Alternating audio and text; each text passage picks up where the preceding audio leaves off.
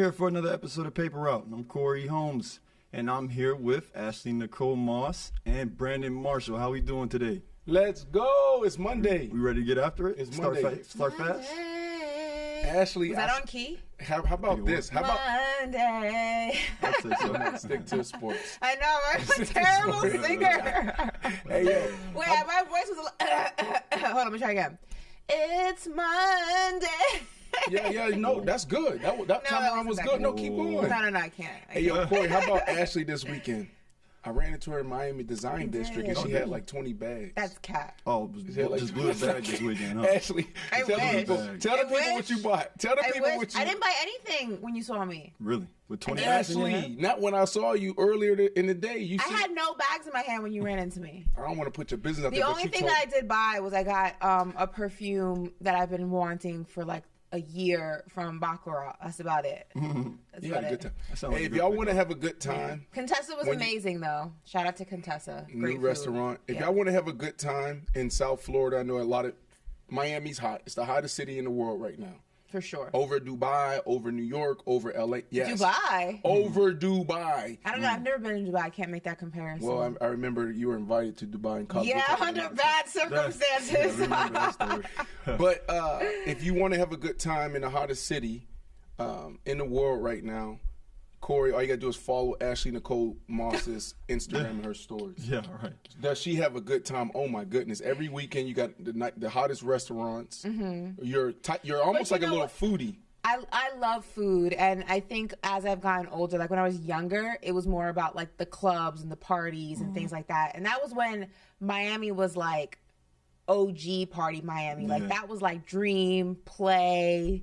Like that was before all these other new spots. Now I think that I'm older, I like vacations and I like trying restaurants and like lounges and stuff, but I'm good on the club. I'm not the club friend anymore. If you try and go turn up at the club, I'm not the friend to do that with. I'm not interested. Call somebody else. Call somebody else. Call Brandon Marshall. He'll go with you. Right. All right, guys. Well, let's get into the show. We got a good one for the people today. We're going to talk the Warriors and the Grizzlies. Is there a rivalry brewing there? We'll talk that. And Lamar Jackson, he actually teased a clip to an interview that he's having dropping soon. We'll talk that. But first, we got to talk about the Dallas Cowboys. They made a couple moves this weekend. This weekend, right, the Dallas Cowboys traded for wide receiver Brandin Cooks. So in that deal, they sent a fifth-round pick in this year's draft and a sixth-round pick in next year's draft to the Houston Texans, again, for wide receiver Brandin Cooks. So, Ashley, I'm going to start with you. Does this move put the Cowboys in a position to win the NFC East? Well, we were going to win it with or without Brandon, so, but I'm glad that we have him. But it was going to happen regardless. But in all seriousness, I will say, 29 years old, last year with the Texans, and this is, you got to go ahead and put that into perspective because the Texans were kind of in disarray. 700 yards. I think with the offense and the quarterback that we have, you'll see that number a lot higher. If you look at the year prior, he had over 1,000, over 8,600 in his career. So I'm excited. It's a little bit, I think a lot of people like myself. You don't sound excited. You know what it is? Come on now. I'm not jumping up and down, but I'm excited. I think that it's necessary. Look, I think CeeDee Lamb's taken a huge leap in his career. He's going to go ahead and obviously be wide receiver in number 1, but Michael Gallup wasn't really a number 2. I think he was more of a 3. And also he deals with a lot of injuries sometimes. So his availability is also something that was worrisome for Cowboys fans. So you have this guy coming in under the age of 30, very productive, even on a team that was not that good. The Houston Texans, I believe they were the worst team in the NFL last season. You get this guy coming in. He's going to be your number 2 option. Going to give Dak another offensive weapon that he really needs. Obviously losing Amari Cooper was a huge thing for the Dallas Cowboys last season offensively. So it's going to be nice to round out that group, that wide receiver group. Also, I think a lot of people are surprised. I know I am. I'm a little surprised. You were hearing the words Odell Beckham thrown around a lot. You were hearing DeAndre Hopkins thrown around a lot. There were some clues that maybe it would happen, maybe it wouldn't happen. See, that's the challenge. But that's the challenge. You see how you're lighting up now? She says OBJ. She has DeAndre Hopkins. Yeah. She comes to life. Why you can't do that with Brandin Cooks? I was more excited for DeAndre Hopkins than Odell, truthfully. I personally can understand I personally was. Why? I just feel like DeAndre Hopkins is still really elite, and I think that he'd be more dependable when it came to injuries or lack thereof versus an Odell. Odell's coming off of, a major injury. Nobody really knows how healthy he is. That was one of the reasons that I think he didn't get signed by the Cowboys a few months ago, was because I think there was a lot of question marks about how healthy is he actually. And I think it's interesting, if the Cowboys didn't sign him, Jerry Jones loves a star. Listen, we got stars on our helmet, but Jerry Jones also loves a star. And I think that I feel like the fact that he didn't go ahead and, make that happen with Odell, there was some things that maybe we didn't know. But I'm excited for Brandon. I think that it's going to be a nice way to round out that receiver core group, like I said, and it's going to help Dak put points on the board for us. So I'm not mad at it. Listen, does this move put the Cowboys in position to win the NFC East? Absolutely, this move puts the Cowboys in position, Ashley and Corey, to win the East and potentially even win the Super Bowl. Why? Wow. And I hate to agree with you on this Dallas Cowboys topic, Ashley. They were already in position. They're one of the teams over the last few years since Dak been behind the helm. Outside of the year, he snapped his ankle. They snapped his ankle. It's a really good team. Now, we can talk about Dak Prescott all we want. Oh, my goodness. When you say snap the ankle. Yeah, they snapped it. Oh, just fractured it. Not snapped the ankle. Snapped. But we can talk about Dak all we want. We can talk about Jerry Jones. We can talk about this coach, McCarthy. Is he the guy? Is he not the guy? Just look at the win and loss column over the last couple of years. They've been the team that's going on streaks. They've been the team that played really good ball. Now, you go add Gilmore, bumper run Gilmore. You go re-sign some of these guys. You're in perfect position. And Brandin Cooks. That's why I feel like it's a little bit disrespectful right now how you're talking about Brandin Cooks. You're saying you're excited, but you're not really smiling. But then when you talk about DeAndre Hopkins and OBJ, then you light up a little bit. Brandin Cooks is a dog. I didn't light up with OBJ, but I've always been a huge DeAndre Hopkins fan. Well, you need to be a new Brandin Cooks fan. It would have been exciting to have him in a Cowboys. I've been a fan of him for his entire career. He is the perfect compliment to CD. I'm not mad at it. You should be excited. You need to be more excited. Okay, Brandon, I'm so excited you're coming to Dallas. Woo! Brandin Cooks, yes, go! Number 2. Is that better? Because listen, this is the perfect.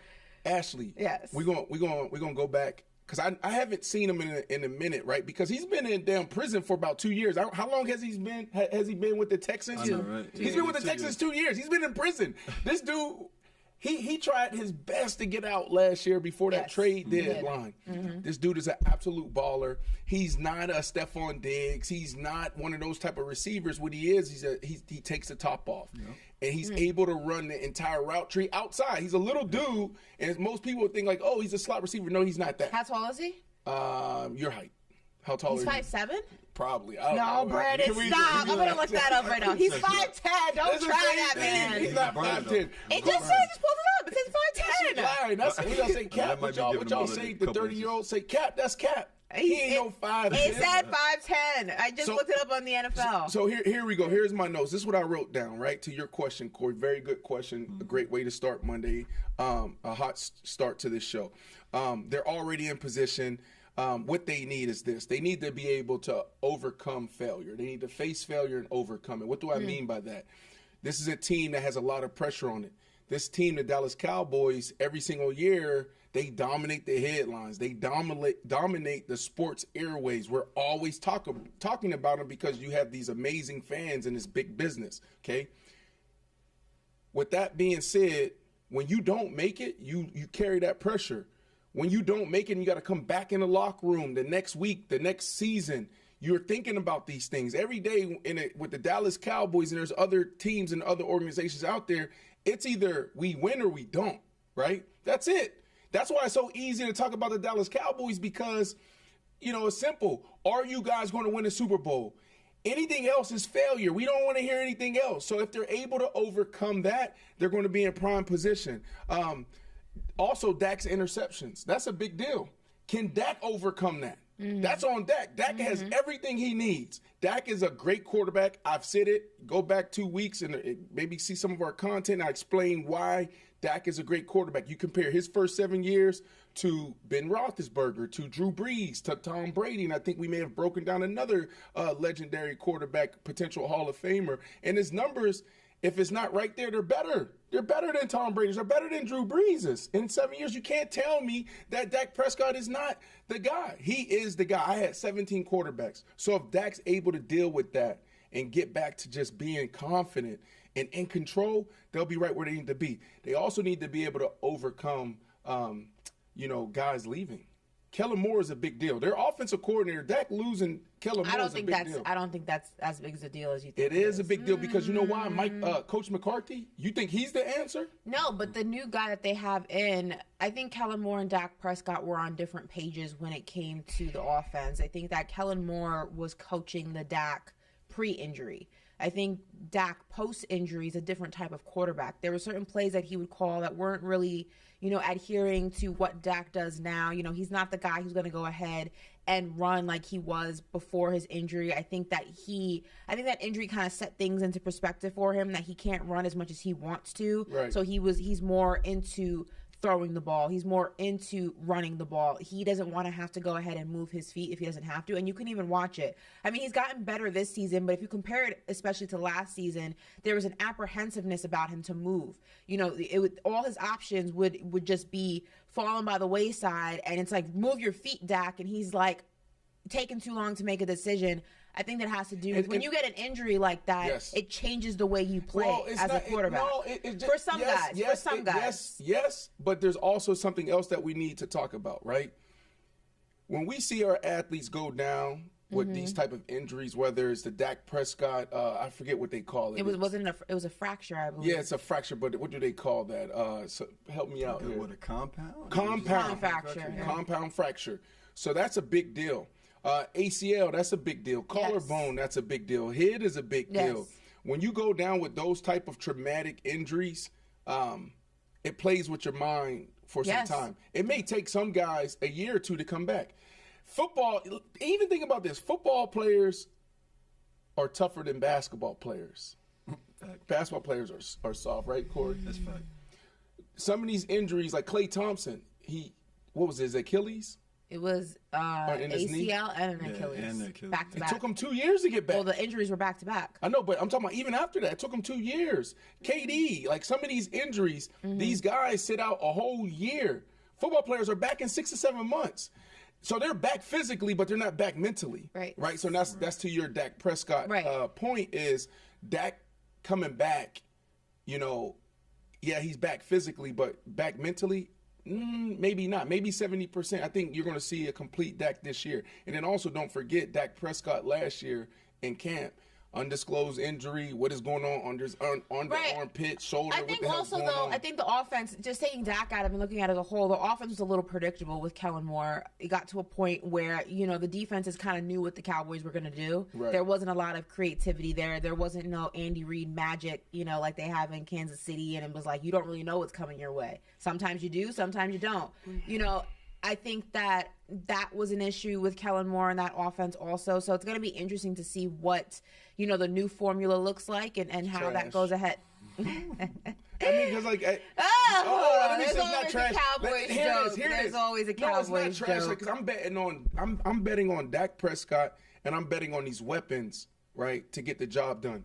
Brian Schottenheimer, that was my offensive coordinator in Seattle my last year. I like Brian Schottenheimer, but Brian Schottenheimer and his offense is very simple. It's what we're used to seeing from McCarthy, from a Kellen Moore, if that's what you're saying. Right. It's a little Brian Schottenheimer is not Andy Reid. Brian Schottenheimer is not Kyle Shanahan.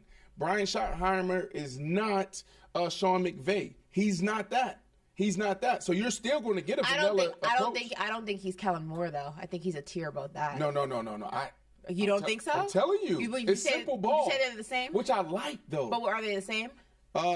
I think Kellen Moore. Don't forget, Kellen Moore was one of the hottest candidates. He was, but I think that as an offensive coordinator for this offense, it had ran its course. I think. Listen, it's all about. There's an art and science to play calling.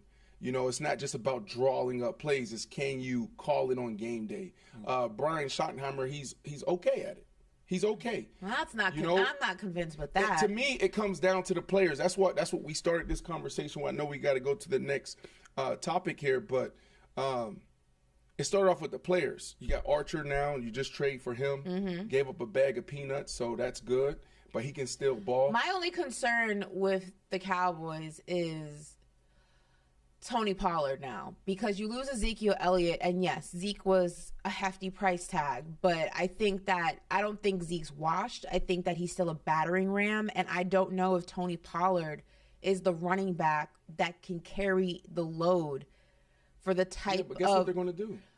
They're going to need a backup. They're going to get him in a But draft. I would love we talk about with Darius Slay and how he left and then came back. I would love if there is some possibility to restructure Zeke's deal for him to come back, because I got to get over. This is business. It's over. You don't think it's possible for Zeke to come back under a restructured but it's deal? over. But for the Dallas Cowboys, what y'all need right now is just go in the draft and go get you a young guy that could potentially be the guy, right? Because Tony Pollard, to your point, he hasn't had 1 year over 200 carries, right? He can't carry the load. That's a big deal. And he's coming off that injury. Yes. So I think he's going to come back. He's going to be productive. He'll be electric. We know that. But you bring in a young guy that can be that cowbell, you'll be fine.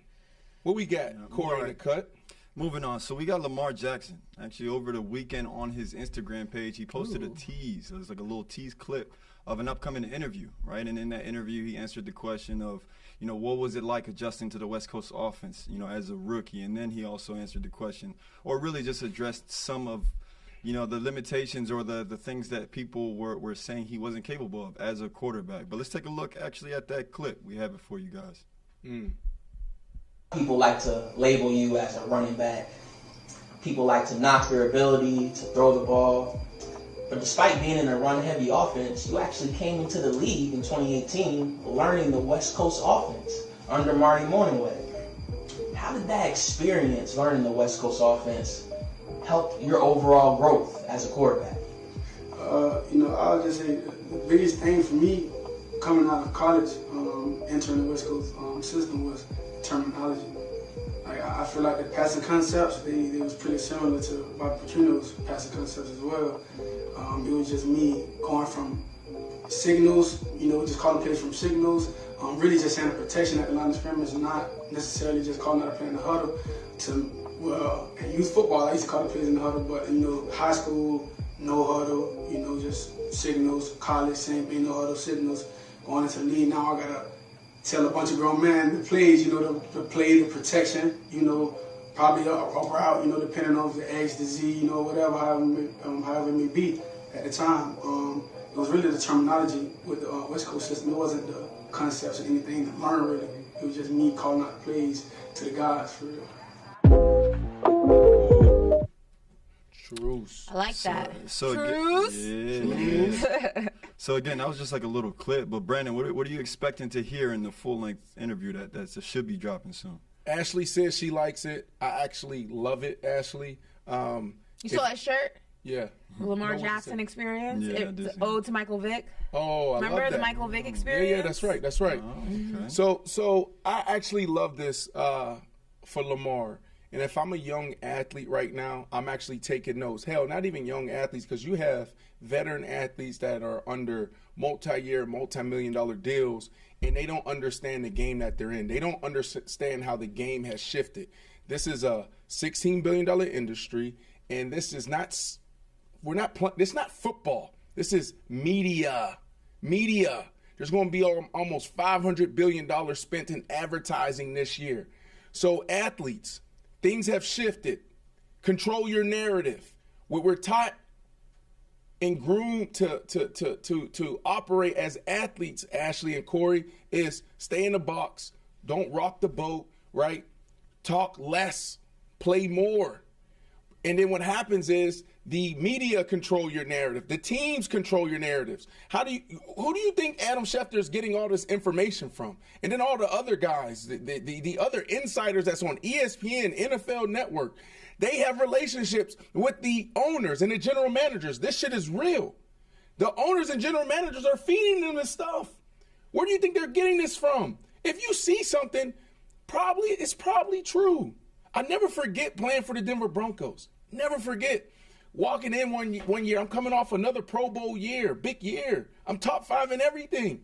And there's reports coming out that the Denver Broncos is shopping Brandon Marshall. Now, for me, it was because of what was happening off the field. But that was reports. Like, they didn't talk to me about that. And this is coming from Adam Schefter. I walk into the facility, and I'm like, Coach Shanahan, what's going on here? Oh, don't listen to Adam Schefter. That stuff, that's baloney.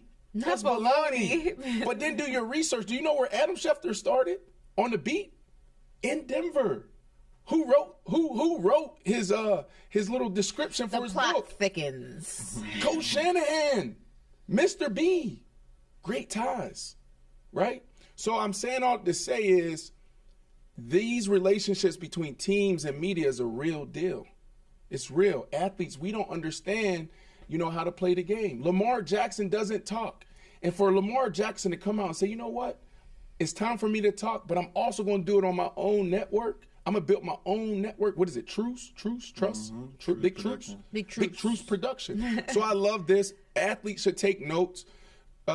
We're sitting back and we're letting everybody else control their narrative, whether it's the teams, it's the owners, the media, the fans, and you need to be able to stand up and talk for yourself. You saw Aaron Rodgers do it last week. If Aaron Rodgers didn't go on the Pat McAfee show last week and say, look, I'm waiting on the Green Bay Packers. This is what's going on. Here's my side of the story. Here are my facts.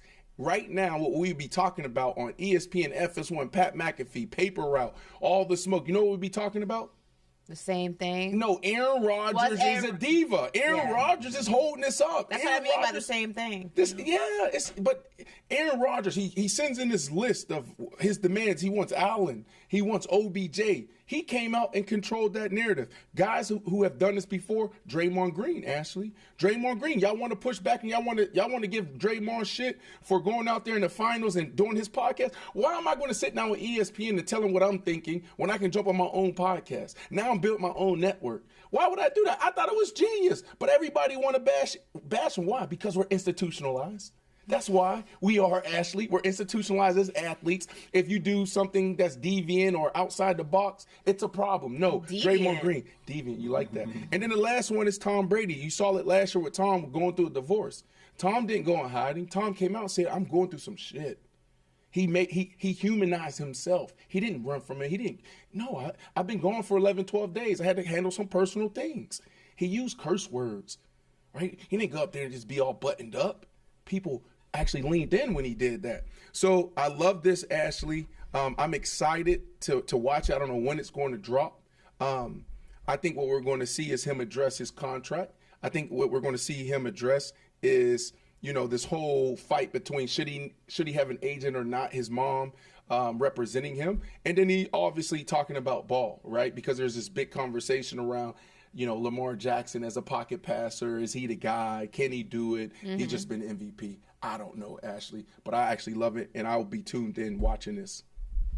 Yeah, I mean, I love this also. I think that there comes a point where, when you try to adhere to the normal media landscape of things and you say, okay, it doesn't matter what people think. Like, I know what's going on behind the scenes, but eventually it gets, tiresome. Eventually it's like, no, this is not true. You guys have the wrong idea about me, and this is what's really going on. And I think that Lamar taking this conversation into his own hands, there are still going to be people who think that he's lying. There's still going to be people who think that he's foregoing information. There's going to be people who, could hear black and white words coming out of his mouth and still find the gray area in between them. But at least you go ahead and you put your narrative out there.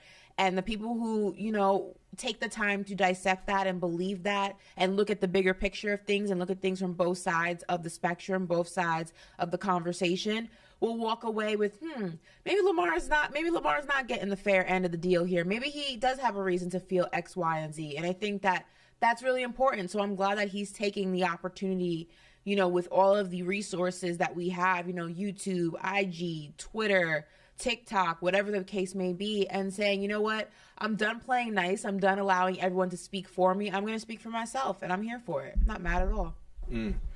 Corey, how do you feel? Are you excited to watch this? Will you be watching this? I'm very excited. Like you mentioned, I really like the fact that he has his own production, right? Lamar Jackson Entertainment, Trust Productions.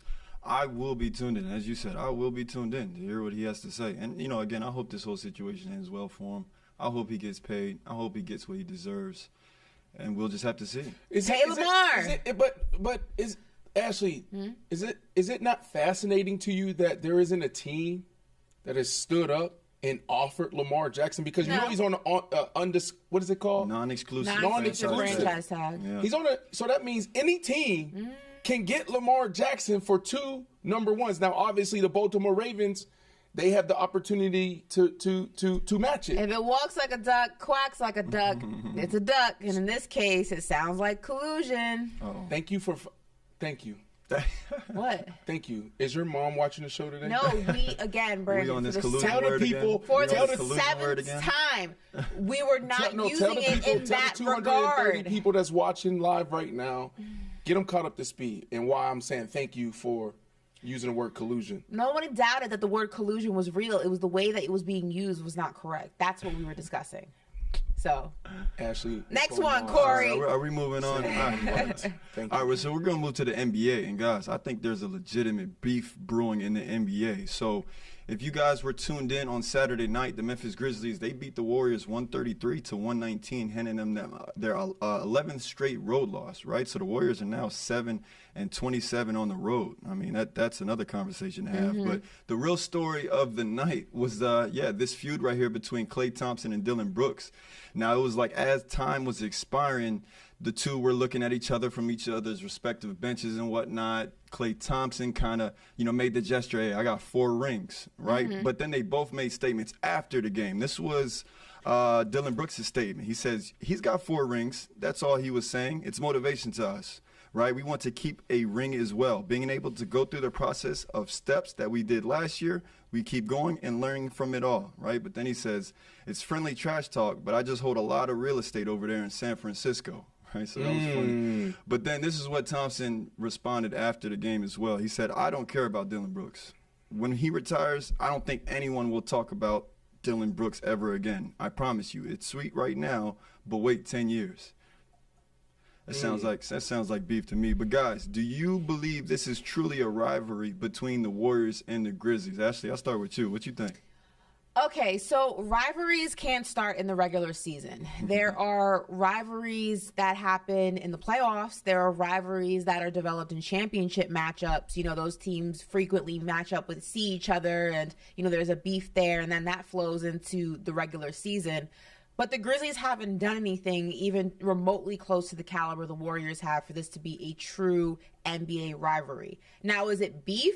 Yeah, clearly it's beef, and I don't really care what Klay Thompson says, I don't worry about him. You clearly do.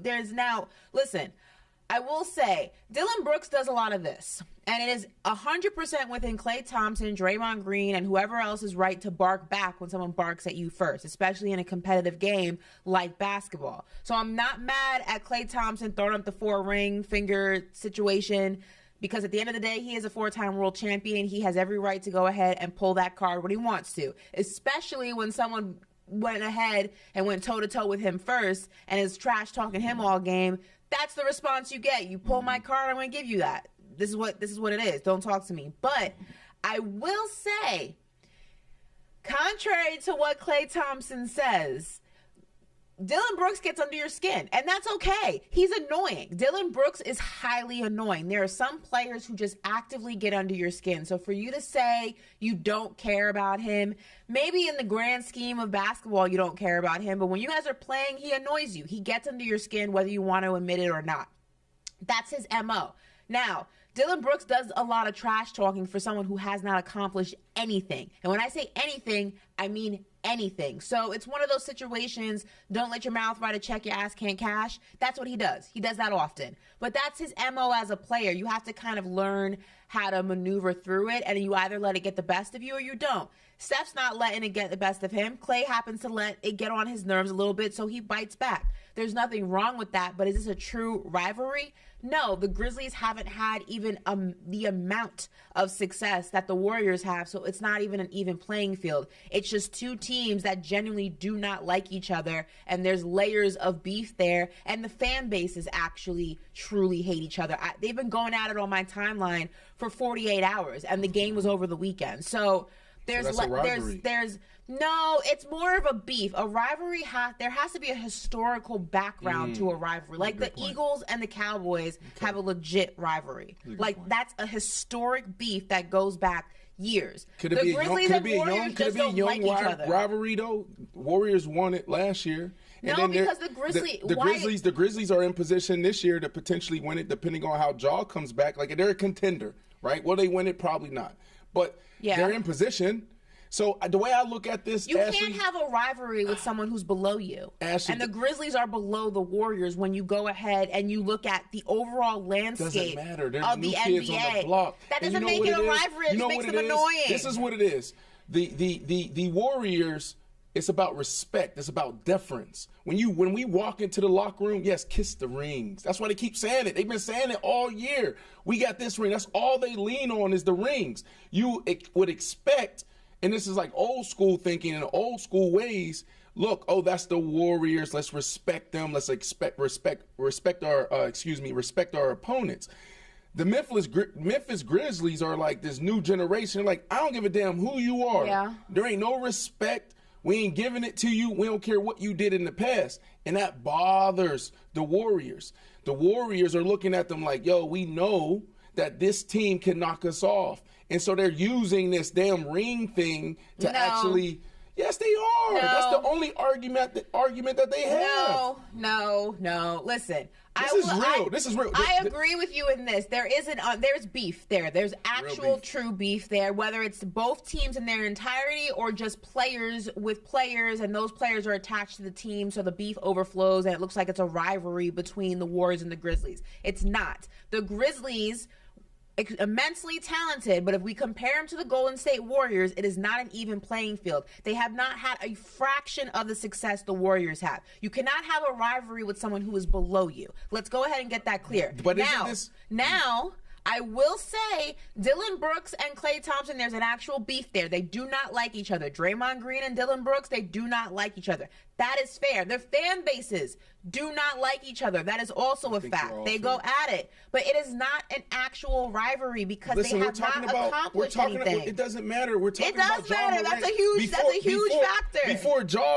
Jaw was on the Instagram Live doing this with the gun. Remember he was doing this with the gun? Before he did that, we were talking about Ja Morant being the face of the NBA. What does it have to do with the Warriors? Okay, so he's one of the faces of the NBA.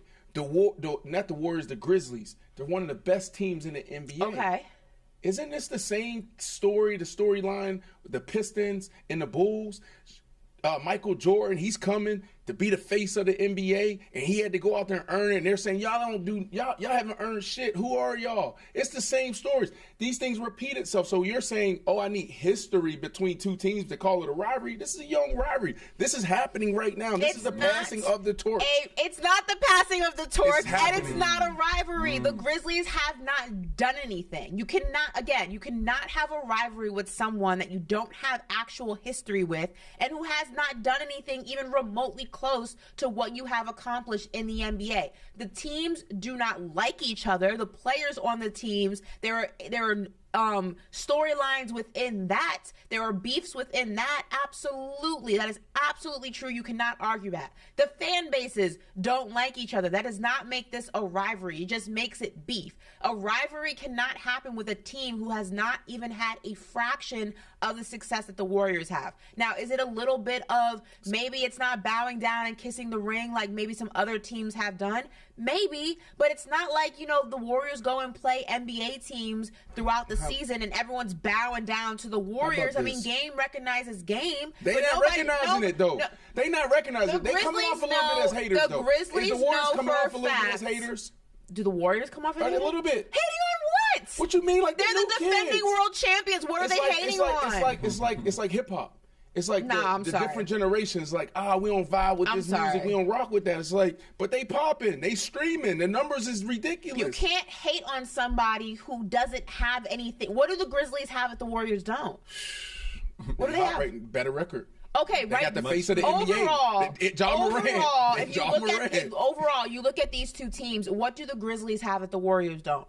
A better record. I'm not saying. I'm not talking about just in the current. I'm saying overall. Look at both franchises. What do they have that the Grizzlies don't? That's the point. They're threatening them. They're threatening them. They have four. Ashley, Klay Thompson has 4 world championships. This is what it is. Ashley, you know this. You from New York. You know what time it is. You the big boss on the block. You got all this essential stuff on the fear of God. I see what you had all these bags from Miami Design District this weekend. I saw you. That's cap. Right, and then I'm looking at Ashley like, I want what she got. That's cap. Then I come on, I'm trying to take that. You know what it is. That's what they got. They're trying to take what they already have. That's beef, but that's not a rivalry. There's no... They got to start somewhere. I mean, listen, I'll say this. There's a rivalry brewing between these two teams. Absolutely. But there's not enough history between them for it to be a... I'll tell you what a rivalry is. Boston and New York have a rivalry. Back in the day, Miami and New York had a rivalry. Lakers and Boston have a like that. Those are legit rivalries. You said Miami and what? Miami and New York back in the day. Not so much now. I thought you were about to say Miami and Boston. No, Miami and New York have a legit rivalry. It goes back to the 90s. Yeah. Okay. I mean, it's just it doesn't exist. Corey, right what do now. you think? Corey, what do you think? Let's get your perspective on this. Is it a rivalry or is it a beef? What is it? No, in my opinion, I think it's a beef, and like Ashley said, the rivalry it's brewing. However, you asked the question, right? What do the Grizzlies have that? Well, you said what do the Grizzlies have that the Warriors don't? Right? Was that the correct question? So my answer to that though is it a promising future, right? Because I think the difference right now is that the Memphis Grizzlies, they're a younger team, right? Right. The Warriors, they're coming off a championship, but my question is, are they approaching the end of an era? Right, because you have you have the Grizzlies right now. They're at 500, 7th in the West. Absolutely, right? That's absolutely true. But why would Klay, Steph, and Draymond care about that? They're not going to be there. Who's not? What I'm saying is, to Corey's point, yes, the Grizzlies have next because the Warriors championship window closes. Every single year, the team gets older. Right. People said that last year. What happened? They won. They was lucky to get that, Ashley. Come on, Ashley.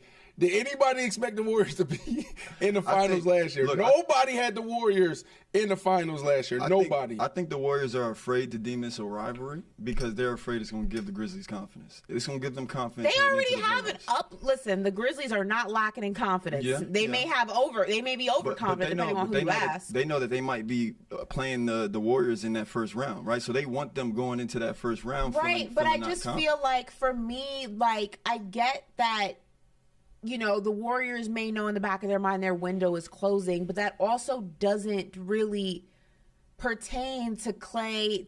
Their legacy is already cemented. What they did with that Warriors team is already cemented. They have 4 world champions. Yeah, but as a competitor, so yes, if Steph Curry were 10 years younger and he was going to be part of this Warrior organization while they keep going back and forth with the Grizzlies every season, then I could get it. But they're on their way out. They're not thinking like that as competitors, they're not going to be there forever. They're not thinking that way. No, it's about respect. It doesn't matter. You think about some of our legends and our GOATs, on the way out. Hell, even Aaron Rodgers, I keep going back to this damn weekend that we had in Orange County for the 707 celebrity football game. Aaron Rodgers was beefing with high school kids. It's not okay. It's always about respect. He doesn't have a rivalry with those high school kids. Shit, now he do. Oh my God. Now he do. Now, if they come back on 707 next year, and that same high school football players out there, I guarantee I'm going to give you a perfect example of a rivalry and how the Warriors and the Grizzlies is not the same until the Grizzlies do something. The Bulls and the Pistons had a rivalry back in the day. And what happened? The rivalry switched, the power struggle within that rivalry switched once the Bulls dethroned the Pistons and became the top dog. Okay. Yeah. The Grizzlies and the Warriors cannot have a legitimate rivalry until the Grizzlies go ahead and dethrone the Warriors. Until then, they're just a little brother who's nagging the hell out of you when you're playing them. And yes, listen, there's beef. Like I said, they're annoying. They can be. Dillon Brooks is highly annoying. But until the Grizzlies do something that, whether it's knocking the Warriors out of the playoffs or beating them in a championship matchup, which would never happen because they're in the same conference, like, it's not a legitimate beef until something happens. Listen, this is interesting. So I just Googled Bulls-Pistons rivalry. I can't talk today. And this is the first 2 sentences. And it's kind of a mixture of what you and I are talking about. The Bulls-Piston rivalry is an NBA rivalry between the Chicago Bulls and Detroit Pistons. The rivalry began in the late 1980s and was one of the most intense in the NBA They hated history each other. for a couple of years. Not this whole historical thing. That is historical. A couple years. And was one of the most intense in NBA history for a couple of years. When Michael Jordan evolved into one of the league's best players, Ja Morant is evolving into the face But of the Bulls NBA. beat the Pistons. Hold on, I'm about to get to It's your not point. the same. I'm about to get to your point. Let me finish. Can I finish? Go ahead. Okay, couple of years when Michael Jordan evolved into one of the league's best players and Pistons became a playoff contender. So it goes back to that, what you said, postseason, playoffs, win. And it's there. Got to start somewhere. There are no banners for talking shit. All right? There's only banners for winning games and winning championships. When the Grizzlies hang one in their arena, and the Warriors are not hanging one in their arena that year, then it's an actual rivalry. It's brewing, but it hasn't happened yet. That's really what it comes down to. Here we go. All right, so hey guys, how about we transition to a word on the tweet, huh? Let's go. Let's do it. So, in this segment, right, we've chose a couple tweets Ashley that we be found on our tweeting. team. And hopefully, hold on. Hopefully, y'all got a bunch of Ashley's tweets up here because she be tweeting. She need to stop tweeting. I be chilling. You don't be chilling. You be tweeting. I be chilling. I'm gonna throw it back to you. We got a tweet on there I think she'll like. But for our first tweet, right, we got one from Odell Beckham Jr. Ooh. So this was over the weekend. He said, "I'm just confused where the quote is from me saying that I want 20. All I'm saying is 4 ain't enough," right? And he kind of alluding to the fact that, a team might have thrown out a $4 million offer, and he's like, nah, this isn't enough. And then if you see at the bottom, Cordell Patterson, right, running back / wide receiver of the Atlanta Falcons, he said, "How much you need then? We'd love to have you in Atlanta." But question for you guys, right? What should Odell expect moving forward? Brandon, I'll start with you. Patience. He should expect a process. If Odell is trying to get to land in the perfect spot, and what I mean by perfect spot, I'm talking about, chemistry when it comes to the offense that he's in, a quarterback, an offensive coordinator, play caller, financial, money. But even you throw in what type of lifestyle you want. Do you want to live in a nice city, or do you want to be in a warm weather place or cold weather place? You want to be in a metropolitan area, or you okay with being in Appleton, Wisconsin? What are you looking for? Are you looking to win? Do you want to contend? So sometimes athletes pick one over the other, and sometimes they look for it all. Depending on what he wants, he has to practice and implement more patience. I say more because he didn't rush it last year. He didn't get what he wanted. OBJ didn't get what he wanted last year, and he implemented patience, and he sat out, and he's sitting right here. Now, here's what I know, and we talked about this with Lamar Jackson. When you're a once-in-a-generational type talent, if you're a star, the rules change for you. You get certain privileges. OBJ goes out there and he has his own pro day. He has 8 teams out there, right? He can actually gain some leverage if he plays the game right. But right now, this gap between $4 million and $20 million, I don't know who it's coming from. That's a real thing. And I just think that OBJ's 30. Let me pull this up. He's 30 years of age. 30, yeah. He turns 31 in November. Oh, okay. Yeah, November. His birthday's November. So I'm looking at OBJ here, right? And I'm looking at like, this might be. And OBJ probably won't. I don't know where he's at. I don't know what he wants. But I'm looking at the reality and how these teams look at, us as athletes. he may need one more year to prove it. And I think that's the challenge. Why? Because you're 30 years of age right now, and teams are looking at, just the last few years, like, yo, this is OBJ, phenomenal. They're looking at what could be if they have him in their locker room, they have him on the field, how he can bring some juice, not only the energy he brings to practice, but also the playmaking ability. Teams love that, but they're also looking at, like, man, go back to 2017. I was there, and all of us went down the same game. Myself, Sterling Shepard, OBJ, we all snapped our ankles. They snapped them. Okay, just snapped our ankle. I know you don't like when I talk about it, but it's all three of us are sitting there. It just makes me all three envision of us. Ashley, we're all in MetLife. I get wheeled off. OBJ comes in 10 minutes later. Sterling Shepard comes in 10 minutes later. We had another receiver go down, Dwayne, our punt returner receiver. We had all four receivers go down. We're all in there, snapped. Then that night, we're all in the hospital about to get surgery. But you go back to that. He snapped his ankle. And then he got 2 ACL since then, and you have 6, 7 other more injuries, Not right? only that, 2 ACL, leg, 2 quad ACLs bruise, a groin, a back, a toe. And these Not are only things that, that but 2 ACLs in the same leg. I know, and Same that's knee. my point. It's like you got to look at it this way.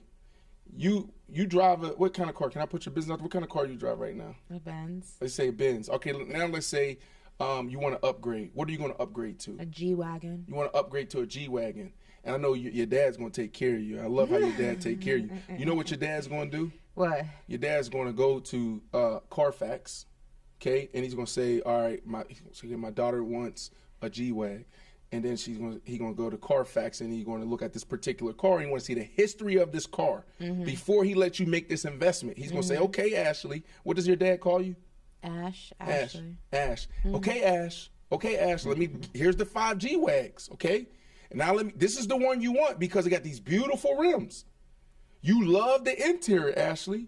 Oh, and you love this wrap. What's your favorite color? Black. It's a black matte wrap. But the inside of it, Ashley, it been hit over here. This happened. There was a fire over here.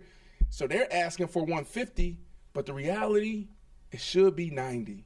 Right? And that's how teams look at us. You got to think about these databases. They put Odell Beckham Jr. here, DeAndre Hopkins in here, J.J. Watts in here, Aaron Rodgers in here. And they look at it, okay, this is what he should be worth, once in a lifetime type talent, but he's had 7 injuries, right?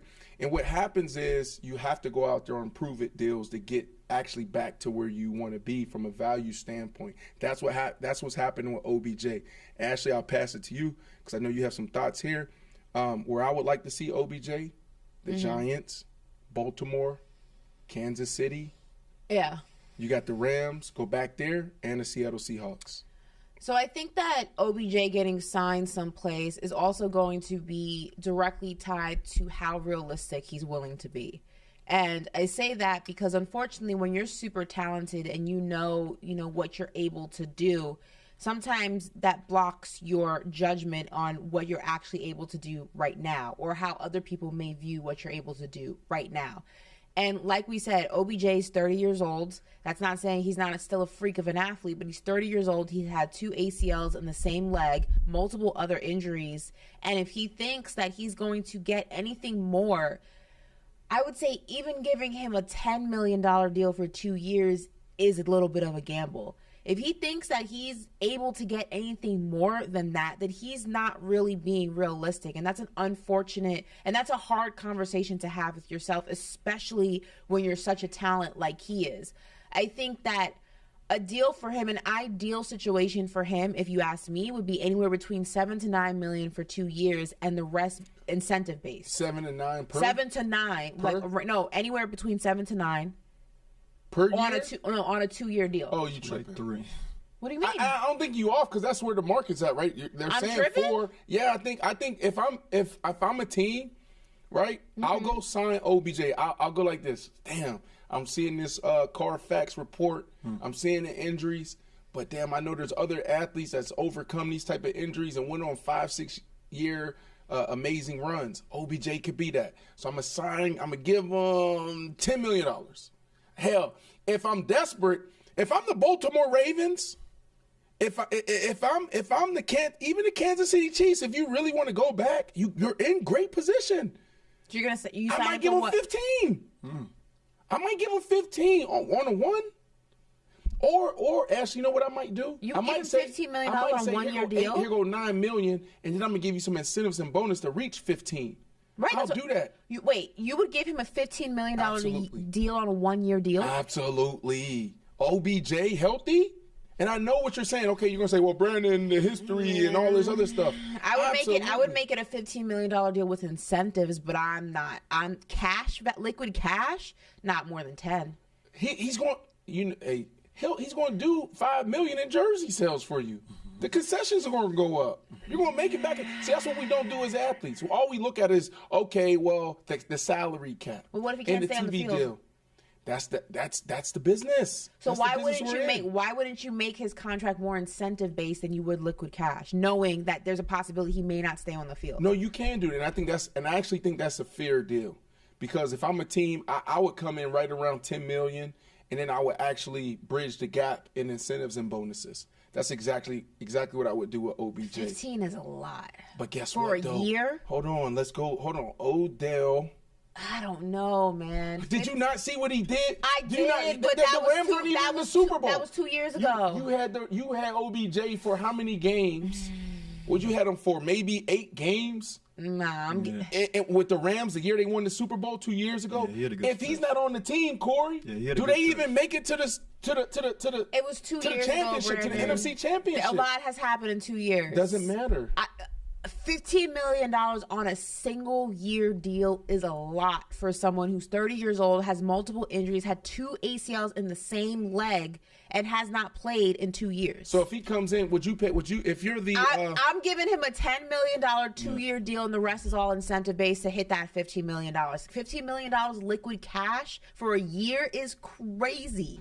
That's crazy. Why is it crazy when the teams are bringing in hundreds of millions of dollars? Because it's not a DeAndre Hopkins who you can say, like, okay, he missed a portion of the season, not because he wasn't able to play, but for other things. What was it, his PEDs and things like that? This is somebody coming off of another major injury who's had to go through major rehab to get back on the field. There was a reason he wasn't signed a few months ago. He wasn't ready. You don't know how healthy he actually is. And listen, again, Odell, freak of an athlete, huge fan. I definitely think he's not washed and all the other things that people are saying, but we have to be realistic with this number. A $15 million deal on a 1-year deal for a player who has not seen the field in 2 years, coming off of major rehabilitation he is a lot. Hasn't seen the field in a year. It's going to be 2 years by the time the next season comes around. No, it'd be a year, right? He just sat out 1 year. He sat out 1 year. And sometimes, and to be honest with you, okay, a year and a half. And to be honest with you, I wish more athletes actually, halfway through their career, take a moment, take a beat. Like, you know what? I'm going to rest up this year. I'm going to get my mind right, get my body right, and then I'm going to come back and I'm going to finish out. This whole thing of not playing and your skills diminish, like, I don't buy that. I actually think that sometimes if you approach that space the right way, it can actually be more efficient and better for you. Here's what I would say. Last thing I would say about OBJ, Ashley. I like OBJ. Me too. But And I'm just going to pick, if you have to pick a team, I want him to go back to the Giants. I think that's the best. Does he want to situation for win? him. Or he just wants to play? Does he want to go? Do you think the NFC East is just going to be? No. What I'm saying is The Eagles or the what Cowboys What gonna I'm take saying is does he want to? Let's say he wants to win. Does he want to go to a contender, or he just wants to go to a team that's just not trash? Because the Ashley. Giants aren't winning a Super Bowl. Well, you can put them in the same boat as the Cowboys. No, you can't. And you can put them in the same boat as the Eagles next year, right? You said can't. it last. The Eagles and the Cowboys are much more. Ashley. Whether it happens or not is a different conversation. But if we look at them as a whole, they're it much takes more live prime to ready to go win a Super Bowl than the Giants are. You know right that now. takes live forever. Okay, the Giants aren't winning a Super Bowl this year. I'm 100% okay with saying that. Takes live forever. They're not winning a Super Bowl this A year. week or two ago, you said that the NFC East is the toughest division in football. That's what you said, right? I think I said it's one of You these. said it's the toughest. Because of its unpredictability is what I said. That's right. Yes. So when you think about it, are the Cowboys or the Eagles a contender? When I look at the Eagles roster and I look at the Cowboys roster, and I look at them as a complete team, I'm not saying they're going to win the Super Bowl. I'm saying if I had to pick out of that division teams that were more likely to win a Super Bowl if everything went right, I would put the Eagles and the Cowboys ahead of the Giants. The Giants are not ready or are not Super Bowl ready right now. Does that mean they'll never win a Super Bowl again? No, obviously it doesn't mean that. I'm just saying Odell goes there. Is he trying to win a Super Bowl? Because if he is, the Giants is not the decision for him. It's not the location for him. If he just wants to go to a team that's going to be relatively competitive and win games and more than likely be in the playoffs, then the Giants are a good fit for him. But if you're trying to win another ring, it's not going to the Giants is not going to work for you. He'd be better off going to the Jets. All right, so I want to do this for our partners at FanDuel, okay? Mm-hmm. Number one sportsbook right now. Have been for a few years. Mm-hmm. An NFL futures bet is a wager on an event that will be determined later in the NFL season. Okay. So, Ashley, my futures bet is that the New York Football Giants wins the division. Okay. And obviously that's different than saying they win in the Super Bowl. Yeah, but I don't winning the division is not winning the Super Bowl. But it's hard to say. It's hard to say anybody's going to win a Super Bowl outside of Patrick Mahomes, maybe. Like, even that's hard. You just want to get in. That's all you want. If you get in, you have an opportunity. No, but if you were to say, the Eagles are going to win the Super Bowl next year, nobody would look at you crazy. You saying the Giants should. No, because they were just there. So no, they should, because you like, how many times have we seen guys go? It's hard to go back to back. Like, how many times has it been done in history? Maybe like 8, 9 times. I know, but what I'm saying is like nobody would look at that, hear that take, and be like, "That's far fetched." What? It's like there's a possibility the Giants are not going to the Super Bowl. I agree with you there, but like, what I'm saying is they should, because if we're watching ball, we know that anything can happen. What's going to happen, Ashley? That's not going to happen. Denver Broncos next year. I would be willing to bet the Broncos go to the Super Bowl before the Chicago Bears are not going to the Super Bowl. I'm not saying Super Bowl. I'm talking about a really good team. Oh my God! I'm talking about a really good team. That's all I'm saying. And the Giants are not winning the division. Here's my thing. That's also where you're wrong. Here's my thing. Hold on, time out. Take Odell down. We pass Odell right now. Who thought the Eagles would be this good last year? A lot of people did. No. What do you mean? No, they did not. That's not true. Ashley. A lot of people did. No, they did not. The Eagles were trash. Going into last year, remember, Corey, remember this. They were talking about should they go in the draft and take a quarterback. They were talking about what quarterbacks could they potentially replace Jalen with. There were people saying that, but there were a lot of people. They went into the season as one of the favorites to go to the Super Bowl. They go out there and trade for A.J. Brown. Nobody thought that the Eagles would be this good. Vegas had them as one of the teams going to the Super Bowl. Before the year? Yes, they were like top 3. No, they was not. Yes, no, they was not. Oh my God! I don't even talk like this. Can we pull up those stats? Please. Yeah, I might have to. I don't even talk like this. I'm 38, turning 39 this week. One of the teams that were favored at the top of the season to win the Super Bowl or go to the Super Bowl. They were there. Ashley, you are way off. Oh my God! How y'all say it? Capping. Y'all capping. Can I say it like that? Can I say that? Ashley's tripping right now. No. But look, my futures bet, because we can talk about this forever, and I know we got to go on. Corey's looking this up for me because I know I'm not lying. I know I did not imagine this. Every team has. No, I'm saying they were one of the top. There were top teams that were expected, that were favorited to go to the Super Bowl, and the Eagles were on that list. The Cowboys were on that list. That was all right. Let me call Phil Sims, see if he answers. Because he watches a lot of ball. I've been on inside the NFL with him for about 10 years. Saying nobody expected Jalen Hurts to be that good, that I can agree with. But the team as a whole? The Eagles actually had the 5th highest odds. Thank you. The 5th highest. They were top 5. I said top 3. I said a top I wasn't expecting it team. either. They were a top. That's last year going to last. Yes, I'm telling you, they were top 5. Say it, Corey. Say it again. So say it again. I'll read the top 5. The top 5 were the Kansas City Chiefs. They were at plus 500. The Buffalo Bills were at plus 550. The 49ers were at plus 700. Bengals were at 1,000, and the Eagles were actually at 1,000. They had the same odds as the Bengals. Thank you. No, hey, I stand corrected too. Thank you. I apologize. I ain't know there. I'm not. Thank you. Look, she feel real good about herself right now. I knew this. All right, y'all want to move on to the next tweet? No, I can't believe she's right now. I know. Oh, Leo. All right, but let's move on to the next tweet, though, right? So the Carolina Panthers, who just recently traded up for the number 1 pick in this year's draft, made a couple moves this past week in free agency, right? One of those to improve their offense was running back Miles Sanders, and we got a tweet from him. It was just him, introducing himself to the Carolina Panthers fan base. What's good, Carolina? And then we have, which was an update over the weekend, a tweet from our guy Pat McAfee, right, who kind of just listed the details of the pickup of Adam Thielen, rather. But yeah, 3-time Pro Bowler Adam Thielen, now a member of the Carolina Panthers. So I want to ask you guys, and I can start with you, Ashley. Do you like what the Panthers are building right now? Yeah, I mean, it's obviously football insider, football expert. I thought I was supposed to be the football expert. When we spoke to Adam Thielen at Radio Row in Arizona, he made it clear to Brandon and I that he really wanted to go back to Minnesota. He thought that it would be, great for not only, himself, existing within that franchise for so long, but also, him and Justin Jefferson have a great relationship. And, he said, listen, I'll be whatever Justin Jefferson needs me to be. I don't need to be the number 1 guy. I know that's not who I am anymore for this team, but I'm okay being whatever they need me to be. And it's unfortunate they couldn't make that situation work. But Carolina's interesting. They're in an interesting phase right now. They're not quite, I would say, 100% in disarray where you can say they're starting from zero, but they're also not a team that's really expected to make much noise. They're like in a weird limbo.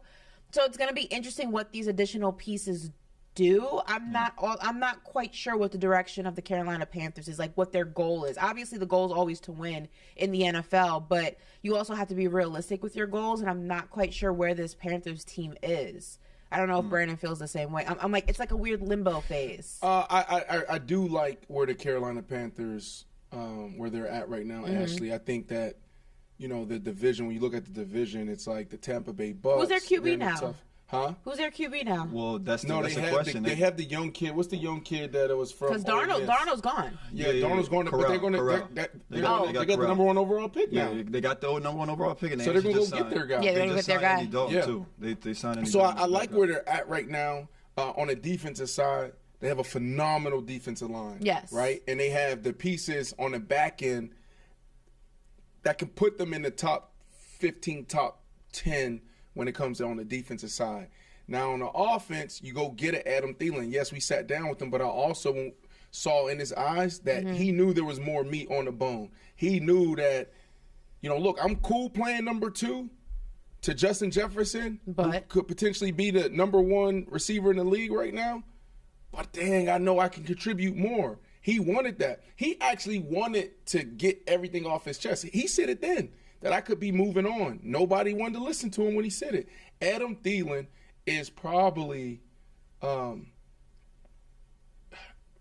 would say over the last 10 years, he's the most underrated wide receiver. I just wonder, you're going to go out and you're going to get a rookie quarterback. And as you know, especially with quarterbacks, when you get a rookie QB, there's a lot of growing pains. It's not always an immediate success. That's true.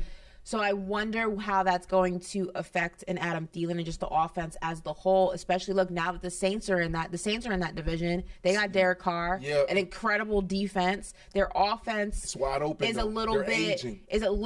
better than the Carolina Panthers, but you also have I would say a slight edge there, but also you have a weapon that you don't have with Carolina, and that is, for all the shortcomings that he has, Derek Carr is still a good quarterback who has been in the league for X amount of years.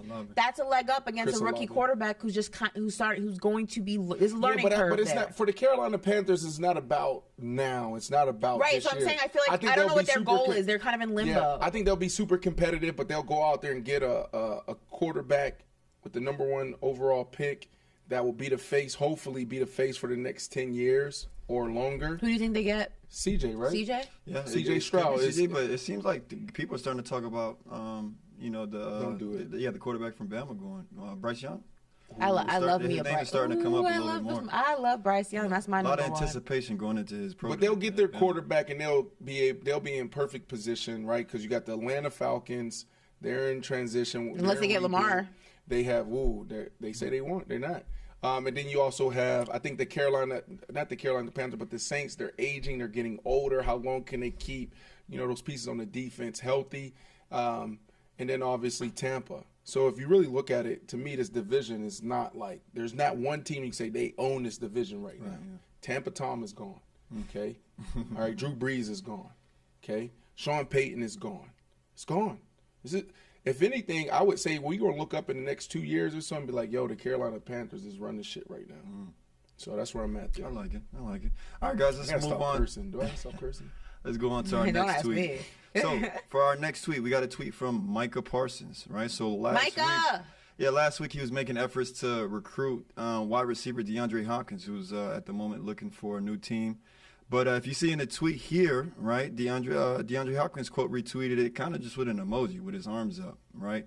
And our thoughts is maybe that was his reaction to, the Cowboys signing Cooks this weekend. Who knows? But, guys, my question for you, and I'll start with you, Brandon. Where will DeAndre Hopkins land next? Well, first, I think that this tweet was sent out before the trade, right? Well, Micah sent out the tweet before the trade, but I think Hop responded after it happened. I think that's what happened. Yeah. But I mean, regardless. Hey, listen. Put that tweet back on the screen for me, please. The Cardinals may have been asking for too much. When did Cooks get traded? I believe that was news yesterday, wasn't it? Or was it the day before on Saturday? I don't know. Let's see. But here's what I was. Yeah, then it was before. It was before. Yeah, because the 14th. Yeah. Yeah. So to me, that would have been a good spot for. Would have been a real good spot. But it wouldn't have been the best spot for D-Hop. I like D-Hop in Baltimore. And as a receiver, sometimes if they keep Lamar. That's right. They better. Otherwise, there ain't no reason for him to go. Right. Let's say they keep Lamar, right? Let's say this collusion continues. I don't know why there hasn't been a team that offered Lamar Jackson what he wanted times 3. All right? I don't know why. If this collusion stops and they keep Lamar, all right? I think it's a really good spot for him. As receivers, we miss it sometimes because we're looking at I want somebody I want 170 targets. I want a guy that is going to sit in the pocket, do X, Y, and Z. Sometimes you don't need 170 when you have a Lamar. 140, you're more efficient. So now you go from averaging 12 yards a catch to 15, 16 yards a catch. So you're more efficient. You're more dangerous. And you're also, the work is lighter. Why is the work lighter? Because you're not going to see as many double teams, as many cover 2, even triple teams. Why? Because you got to count for him, and you also got to count for his number 1 target, that tight end. So if you really think about it as a receiver, man, you're out there in third 1, third and 2, third and 3, and you got a slant, you got a hitch that converts to a go. Man, you're going to be eating. I like him there. I also like him. I like him there. That's my number 1 spot. I like him there, Corey. That's what I like. I want DeAndre Hopkins to go to Baltimore. With OBJ. Package deal. Mm-hmm. Package deal. All right. Because the Giants is tripping. The Ravens aren't even paying their quarterback. You think they're going to pay some wide receivers? They got to. It's just the same thing what Aaron Rodgers did. Maybe that comes out of Lamar's presser. Not only if he's talking about his contract and the West Coast offense and all the other stuff and introducing Truth's production, maybe comes out there the same thing that Aaron Rodgers did. Hey, here's my wish list. If you want me, Aaron and you want me back, he said anybody would want these players. But he said he didn't ask for them. No, he just said these are the guys that he called out Diana Rossini's but he said it's how they said it. That's what he said. He said it's how they said it. He didn't like how she reported it, and for him it was like there's great players out there. So maybe when Lamar drops this whole little interview, him interviewing himself or whatever the scenario is, he also says hey, OBJ's out there. Or maybe he says this, hey, so I saw what Aaron Rodgers did, Ashley. Okay, he went out there and said, here's my wish list. So for me, I like DeAndre Hopkins. Give him whatever he wants. OBJ. Let's give him a nice deal, nice base, and make sure we put some incentives there that he's going to feel good about, right? And we can bridge that gap. Some teams at 4, some teams at 20. Who else is out there? Maybe they get Ezekiel Elliott. Relax. Go to the next one. All right, no, you're done. You're done. All right, so for our last tweet, we're actually going to head back to the NBA. And for our last tweet, we have a tweet from Knicks Muse, right? So apparently Julius Randle is having a historical season. Listen to these stats. So Julius Randle became the first player in the NBA with more than 1,800 points, more than 725 rebounds, more than 250 assists, and more than 200 three-pointers. And, of course, there it makes the point that he still has 10 games left. They got a game tonight against the Minnesota Timberwolves. So, Ashley, I'll start with you. Knicks, they're 12 games above 500, fifth in the East, right? Record of 42-30. What's the ceiling for Julius Randle and the Knicks? I think the Knicks are one superstar player away from really making some serious noise. But I think that for this squad, it has always been about building and capitalizing on what you do have. For the longest time, there was no continuity with this Knicks team. It was the front office was changing. It was the coaching staff was changing. It was the players was changing. It was very unstable. And it affects multiple things. When you have instability within your organization, it makes it hard to get players of a certain status to come and want to play there because they don't know what's going on. There's just a lot of chaos, and most players want to just focus on ball. They don't want to deal with the chaos that surrounds them. They don't want to deal with extracurricular noise. They want to focus on what's happening on their court. They want to focus on their teammates. Also, it helps to build chemistry, whether that's with a coach and its players or with players as a whole. You want to build chemistry, and as we've seen, chemistry is the hardest thing to manufacture. It has to happen naturally. Now, yes, there are situations, you look at the Knicks, you bring in Jalen Brunson, you bring in Hart, and they were able to kind of seamlessly just flow into the organism that is the New York Knicks, and that continuity and that chemistry was there. That doesn't happen like that often. A lot of the times it takes a while, and we've seen that. So I think that is one of the reasons why the Knicks have always struggled going ahead and getting guys who want to play there because of that. But also, look, I tried to tell people about this Julius Randle situation. Last season, he did not have a good year. There was a lot of things that were going on with him personally off the court, and that flowed into his game, and his interactions with the fans weren't great. But I'm a firm believer that you don't just turn on and turn off being a good player. If it's there, if it's in you, you see it. And yes, every year is different. There's ups and downs, there's trials and tribulations, but Julius Randle has always been a good player. He has always been a player that gives you maximum effort. And yeah, sometimes he gets a little annoyed with the refs and he bickers too much and he does things that kind of you just roll your eyes at and you're annoyed at. But I think that at his best, he is a conducive part of this Knicks organization, and you need him to win games. He's needed in order to make this team work. Whether or not people want to admit that or not, that's on them, but you have seen it. And I just think that it's great that he was able to turn around that bad year that he had and flip the switch and get back into the MIP Julius Randle when he had his year, the year prior to that when the Knicks were the 4th seed. And again, I hate to say I told you so, but I told them so. So I'm not surprised at all. But the ceiling for the Knicks right now is playoffs. I think that this is going to continue to be a playoff team. Each year you want to go ahead and try to get deeper into the playoffs. You want to go ahead and, make noise in the playoffs consistently every season and ultimately win a chip. But I think they're a little bit of ways away from that. So what I would say to this is I think it was well said, Ashley. It was beautiful. It was amazing. You about to drop But I timed you, and that was 4 minutes and 47 seconds. It was not 4 minutes and 47 seconds. And I'm never going to get my 4 minutes and 47 seconds back. You did a great job. I love what you said. But nobody's looking for the Knicks right now. That's it had to be Ashley last night. Coming from a Nets fan, and I say fan very casually. I'm not texting Corey saying, can we put this question in? I don't know what happened. I didn't put him in. I did not put that question in there. Don't put that on me. She spent 5 minutes. Don't put that on me. On the Knicks. Don't put that on me. I will say this. I'm a big Julius Randle fan. When I saw this in the run of the show today, I was like, okay, Julius Randle. Why am I talking about Julius Randle? What do I want to say? But if you actually look at his stats and what he's been doing in his career, and also sometimes you forget, he's only 28. I know it seems like he's been in the league a lot longer, right? Yeah, it feels like he's been in the league longer. So when I start looking at him this morning, I'm like, yo, dude is actually in his prime,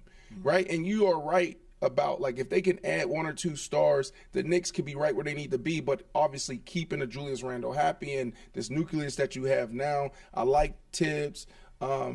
He's a hell of a coach. They have a system in place, so I do like it. And everyone knows their role. And Right. you can speak on this even from a football perspective. If you look last season, one of the things that was a knock against the Knicks was nobody really knew what their role was because you threw all these new players into the mix, right? The previous year when they were the 4th seed, Julius Randle was the primary ball handler. He was the leader. Right. You throw Evan Fournier, you throw these new guys into the mix. Nobody really knows what their role is. And as you know, as an athlete, you are at your best when you know what you're supposed to be doing. You know everybody's role at a pivotal point in the game.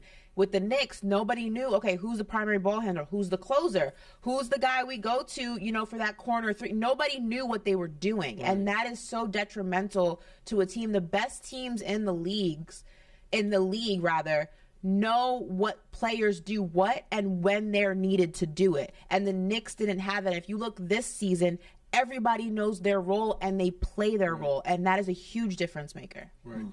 That was 30 seconds. No. I started late. Can we add oh my God, another 45 seconds to the 30 seconds and add that, right, too? So that's 75 seconds. Let's add those 75 seconds. I definitely was not talking for 4 minutes. I was not talking for 4 minutes. He's crazy. Yeah, we talked about the Knicks today. Oh my God. We talked about the Cowboys today. We talked about the Knicks today. Actually, it was my idea to talk about the Cowboys today. Was it? Yeah. Oh. I wanted to talk about the Cowboys. I didn't put the Cowboys thing in there. Like 5 minutes. I'm sorry, this is Paper the Route same fans. person who I've heard go on rants about the Broncos, Josh McDaniels, Russell Wilson. I mean, the list goes on and on. Okay, but we'll move. We can keep it moving. All right, guys. How about our Fact or Foolish segment, huh?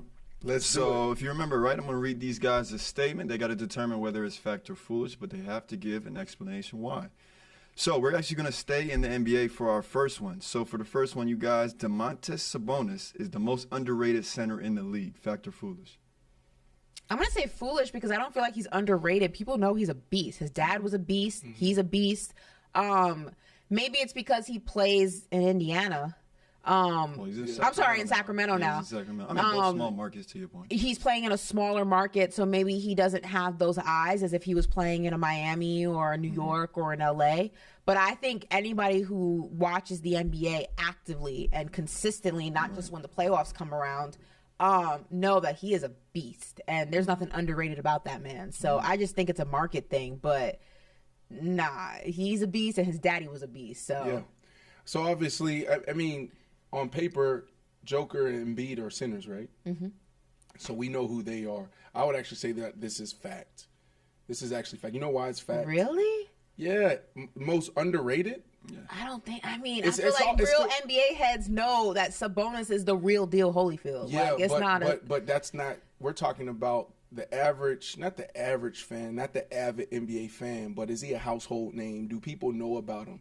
You know, so being in Sacktown and Indiana, you just don't know about the guy. Like, we talk about, when's the last time any of these major outlets or networks have written about this guy?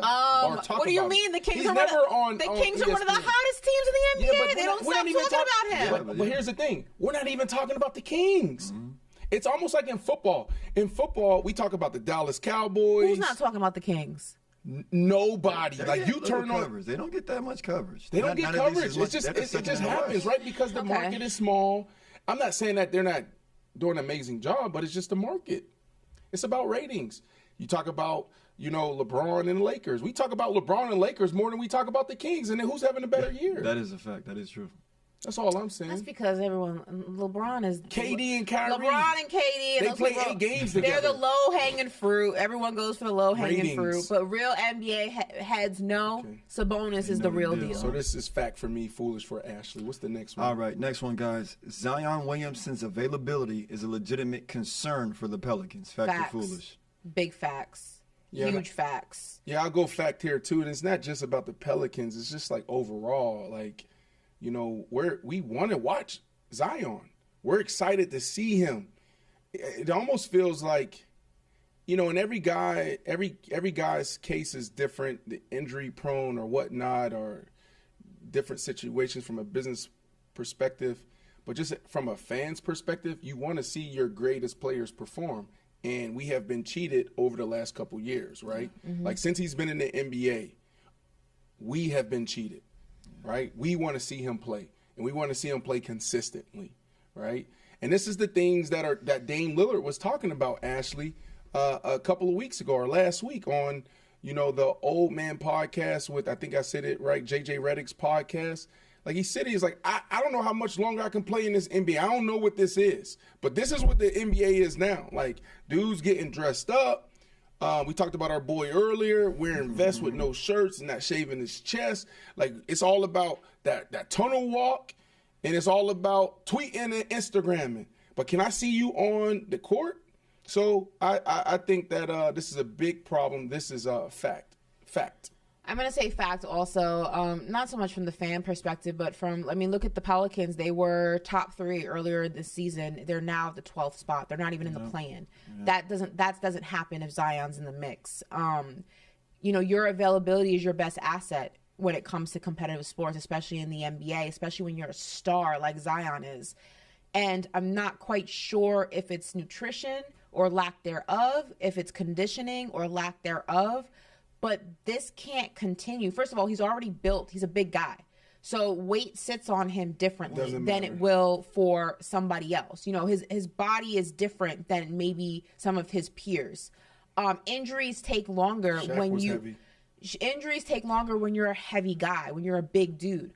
So it is concerning that someone this young has not been available for his team for a lot of the time that he has been with them. This team needs him in order to be successful. Can they win games without him? Yeah, they're winning, but they're not winning in the way that you would want them to win. The Pelicans have a nice squad. And when they played last year in the play-in, I believe it was, and they gave some teams, they gave a team, what was it, the Warriors, I believe they played? The Pelicans, was it the Warriors they played in the play-in? Or I have to search that up. I can't remember what their matchup was.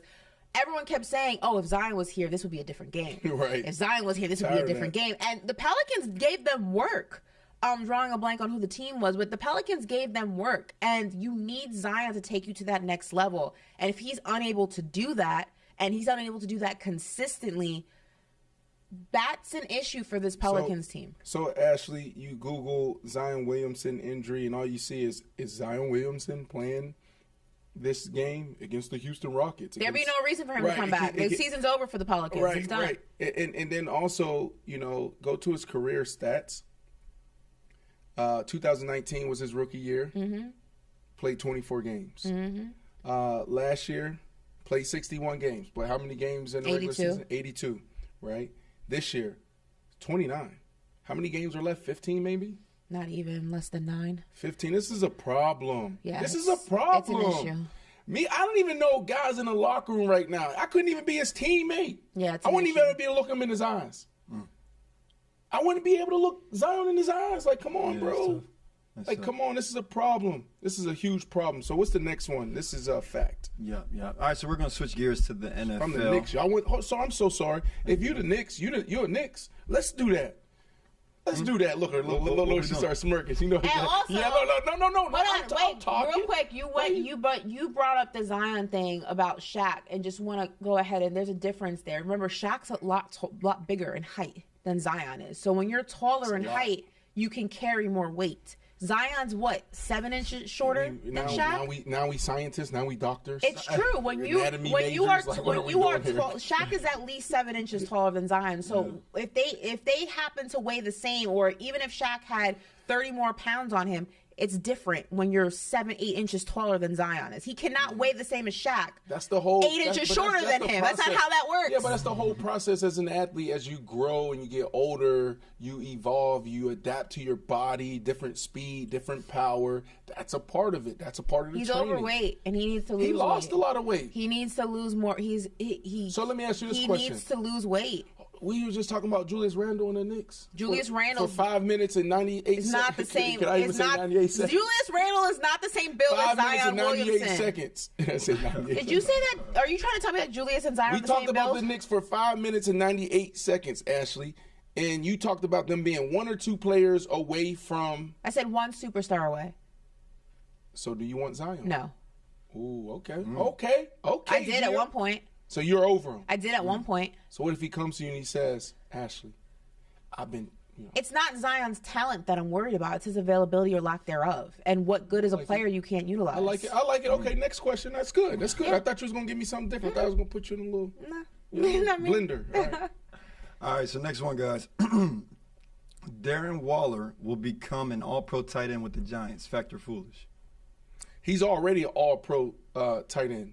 When you're in your prime and you already reached that status, it's just about the opportunities. Every year is different. He's an all-pro tight end in that situation. I would say this is fact because you still don't have a number one. He's the number one. Yeah. You don't have an OBJ. You don't have a DeAndre Hopkins. You don't have that guy, right? So he'll be the guy that gets the most targets. And I think Brian Daboll, he's a type of coach that makes it about his players and not his plays. So you'll see him getting targeted. He'll be in position. I like Darren Waller with the Giants. And like I said earlier, futures bet, Ashley. What's my futures bet, Ashley? NFC East. Tell the people.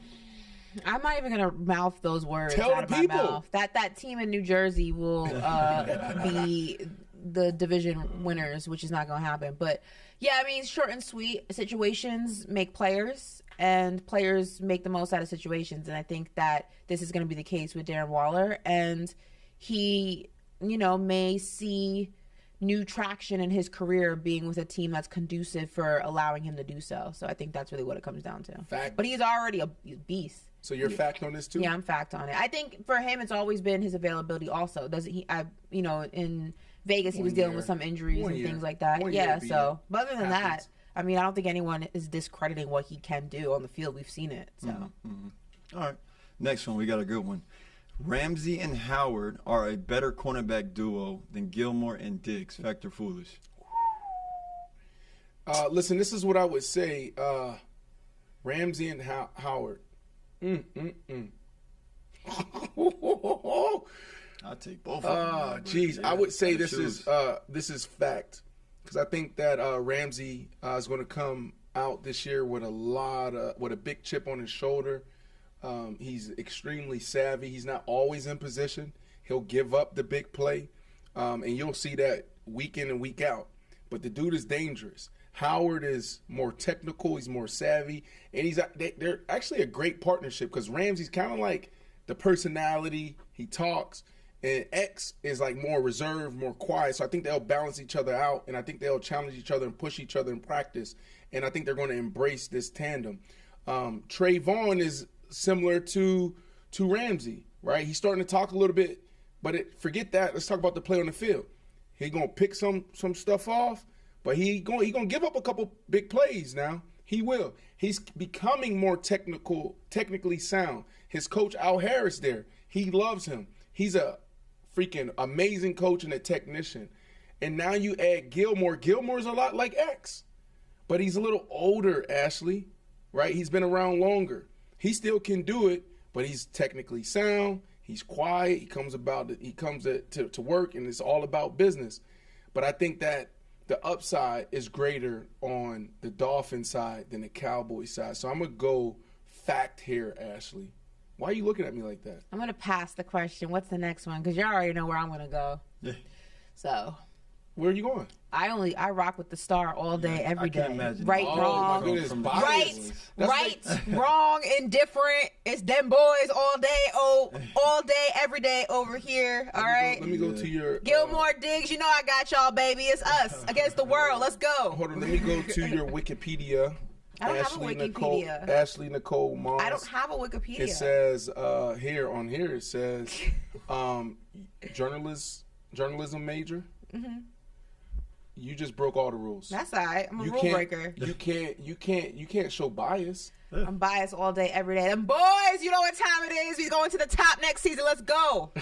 Next question. All right, next one now. Get y'all scholarship back. Y'all should. Who gave you I the wasn't on scholarship? scholarship. Or your degree. You should give your degree back. Nah. I work for that thing. All right, what we got? All right, now, despite some of his pre-draft struggles, right, the next one is Georgia D lineman Jalen Carter will shine as a rookie. Fact or foolish? I'm going to go fact here. I mean, I'll be quick. I'll go fact here, Ashley. He struggled at the combine. Facts. He struggled. Well, he didn't really do anything at the combine. That's when he had to turn himself in, came back. Pro day, he struggled. But look, I don't care about those measurements. Turn on the tape. Turn on the tape. Can the kid ball? Yes or no? Yes. He's going to be fine. He's going to be fine. So I'm going fact here, Ashley. I think fact for that as well. I think the biggest challenge for him is going to be navigating the questions that will come from the NFL media and beat reporters and things. That's going to be the hardest thing for him to maneuver through because the questions are going to be asked. It's going to be talked about a lot. The situation that he was dealing with or is dealing with still, it's going to be brought up. You can't allow that to go ahead and trickle down into your performance on the field and what you do for your team. But it's definitely going to be something that he's going to have to sidestep, maneuver. The team's going to try to protect him as much as possible, but we'd be lying if we said those questions weren't going to be asked. That will be the biggest challenge. But I think when it comes to his productivity on the field and his talent and what he can do, I don't think that's going to be an issue at all. And then also it was traumatic what he gone through. I didn't even account for that and talk about that, right? Like, we don't know how he's going to deal with that. Mm-hmm. There's, some of when you have all those eyes, when you have all those eyes on you and then you're asked about it and you're going to be asked about it, it can cloud your judgment a little bit. It can make you a little anxious about going into. But take the eyes away. Just think about just sitting there with yourself. Yeah. You got to deal with some of my actions contributed to, some of my friends not here anymore, right? So even that's a big deal. Hopefully he's getting the help he needs. I was going to say that. Hopefully he's getting the help. This is a big deal. Mm-hmm. All right, last one, guys. Last one, and then the show's over? Last one. Oh, my goodness. Let's keep going. It's YouTube, but all right, last one. Right, okay. Right. Now, and there's been a lot of, contract extension talks around this next athlete, right? Ooh, our last one, Jalen Hurts is a top 10 quarterback in the NFL. Fact or foolish? You want me to go first or you want to go first? It's fact. There, you can go now. It's foolish. What? Why are you looking like that? Whoa. Really? Why are you looking like that? It's foolish. Who's your top 10? He's not top 10. He's top 5. I knew that was He's top 5. Jalen Hurts is top. And that's even foolish. He's top 2. Oh, all right. Yes. Wow. You know why? Ashley, what do they always say? We even say this around Aaron Rodgers. It's all about winning. Right now, it's about winning. Quarterbacks, wins and losses. Aaron Rodgers, oh my goodness, he's underachieved. They didn't take all the meat off the bone because they only got one Super Bowl, right? We're talking about winning, wins and losses. Right now, he was just in the Super Bowl. So the only quarterback better than Jalen Hurts right now is Patrick Mahomes. That's it. Add Joe Burrow, add Lamar Jackson, add Russell Wilson, add Justin Herbert. All these other quarterbacks. It's foolish. He's a top 2 quarterback right now. Now, could things change this year? Absolutely. But as of right now, Jalen Hurts is top 2, so this is foolish. Even if you say top 5, you just say top 2. The question should have been, is he the best quarterback? Ashley? That should have been the question, Corey. Ashley, do we have anything in response to that? I'm not even going to You don't like that? You don't like that? Top 2, Brandon? I hear your rationale, but let's get down to the nitty-gritty of it. Let's ignore what happened. They didn't win the Super Bowl, right? Last time I checked, they lost. Last time I checked, there was no parade in Philly. Okay. So let's take the Super Bowl out of the equation. All the quarterbacks in the NFL, Aaron Rodgers, Patrick Mahomes, Justin Herbert, Derek Carr, Russell Wilson. Okay. I'm just naming guys. I'm not putting them in order. Dak Prescott. You got all these guys in there. Yep. You have him number 2 after Patrick Mahomes. Yep. Okay. Yep. Number 2. Because look, all we're going to look at is. I give you top 10, 100%. It's like Tom I could Brady. even make top 10, 100%. I could even make an argument for top 5. I wouldn't even really be mad at it if someone told me top 5. But 2. That's right. Because here's the deal. This is what we look at. We look at, we throw in all the stats. QBR, we throw in completion percentage, yards, touchdowns to interception ratio, all of that. But sometimes none of that means anything. You go to Tom Brady, his first year in Tampa, they won the Super Bowl. But if you look at it outside of him dinking and dunking, he had statistically, he had a good year. But what made Tom Brady and the Bucs really special was everything he did in the locker room when they were watching film in the classroom. He made everybody in the organization better. Like, just watch this guy in his sound bites, how he talks, how he conducts himself. He makes everyone better. It's nothing but up for Jalen Hurts, Ashley. Yes, 100%. And those things, if you take that out, if you take that out of that organization, that organization may be an 8-win team. But how can you say, going back to when you were wrong, because the Eagles were a prediction to go to the Super Bowl, but you even said in that conversation, you said nobody expected Jalen Hurts to be what Jalen Hurts was this season. Did. You did, but you said overall that was not the expectation. People were not knowing what to expect from him, right? Yep. So how can you go from that to him having a year that surprised a lot of people, maybe not you, but the majority of people, and automatically put him in the 2? In order to put him in the 2 for me, or even the top 5, I can understand someone made an argument to put him in the top 5, but for me, he's not top 5 yet.